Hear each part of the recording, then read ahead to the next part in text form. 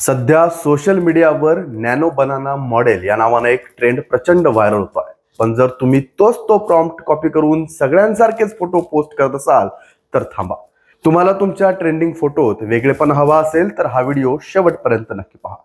ब्राउझरमध्ये Gemini AI image generator search करा, नाहीतर थेट कॅप्शन मध्ये दिलेल्या लिंकवर क्लिक करा. एक प्लस चिन्ह दिसेल, त्यावर क्लिक करा.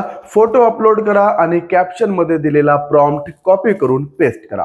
त्यानंतर समोर दिलेल्या ॲरोवर क्लिक करा. तुम्हाला हवा असलेला ट्रेंडिंग फोटो तयार होईल. आता तुम्ही म्हणाल की वेगळेपणा दाखवायचा असेल तर काय करायचं?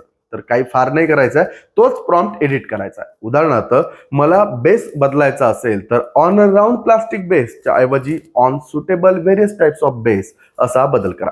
मला 1-2 ऐवजी 3 बॅकग्राऊंड बॉक्सेस हवे असतील तर a model packaging box with the character from this photo च्या ऐवजी 3 model packaging boxes with the character from this photo असं लिहा. थोडं तोडकं मोडकं इंग्रजी चालेल, काही हरकत नाही. आहे ना सोपं? तर मग चला, बनवा तुमचा ट्रेंडिंग फोटो आणि तो आम्हाला कमेंट करून पाठवा. आम्ही तो आमच्या पुढच्या व्हिडिओमध्ये नक्की वापरू.